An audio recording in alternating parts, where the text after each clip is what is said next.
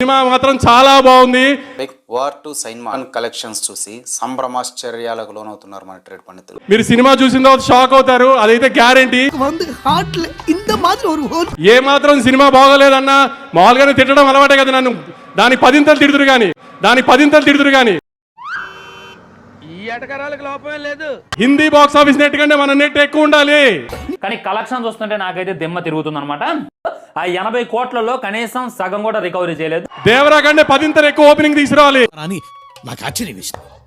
ఇది మీ బాధ్యత ఈసారి. కానీ నాగవంశీ గారు మన తెలుగు రైట్స్ 80 కోట్లు పెట్టి కొనుక్కున్నారు. కానీ సినిమా చూసిన ఎవరు డిసప్పాయింట్ అవ్వరు. ఇక్కడ ఉన్నటువంటి లాస్ తట్టుకోలేక, ఇక్కడ ఉన్నటువంటి అప్పులు వచ్చి తన మీద పడతారేమో అనేటటువంటి ఉద్దేశంతో తను అమెరికా పారిపోయిండు. బయటికి వెళ్ళిన తర్వాత అద్భుతమైన తెలుగు సినిమా చూసామని అనుకోకపోతే ఇంకెప్పుడు మైక్ పట్టుకుని సినిమా చూడండి అడగని మిమ్మల్ని. హాయ్ గాయ్స్, వార్ 2 సినిమా చూస్తాను భయ్యా. జూనియర్ ఎన్టీఆర్స్ వార్ 2 అని ప్రౌడ్ గా చెప్పుకుందాం అనుకున్నా.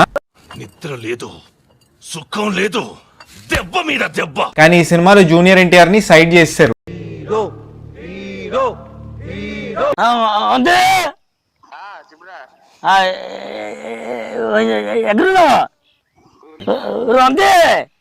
సో సినిమా ఎలా వసూలు చేసింది అనేటటువంటిది మాట్లాడుకోవాలంటే అటు ఇటుగా తెలుగులోనే 12 కోట్లు మట్టికే నెట్ కలెక్షన్ చేసింది.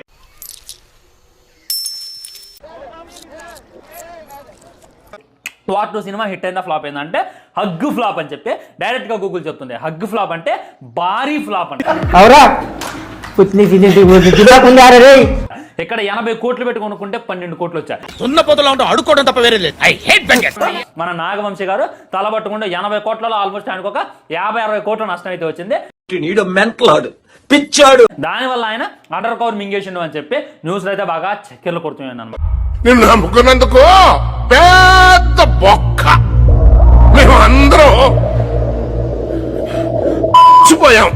పెద్ద ఫ్లాప్ గా అయితే వార్ 2 ప్రకటిస్తున్నారు. దానికి గల కారణం ఏంటంటే అబ్బా చెప్పుండ్రా అంటే చెప్తారు గింత పొడు. కానీ ఈ వార్ 2 చూసుకున్నట్లయితే హగ్గు ఫ్లాప్ భయంకరమైనటువంటి ఫ్లాప్. It's average. ఓవరాల్ గా సినిమా అయితే అయ్యయ్యో సానుభూతి వద్దురా. యావరేజ్ కంటే తక్కువ అనిపించింది నాకు. బిలో యావరేజ్ చాలా నీరసంగా అనిపించింది. ఇప్పుడు దాకా చేసినంత గంగలో కలిసిపోయింది కదరా. అసలు ప్రెడిక్టబుల్ స్టోరీ, నో మ్యూజిక్, అట్లుంటది మనతోని.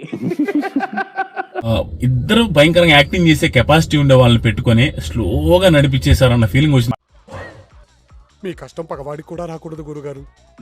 ఎన్టీఆర్ గారు లాంటి యాక్టర్ ని ప్రాపర్ గా యూజ్ చేసుకోలేదని క్లియర్ గా అనిపిస్తుంది.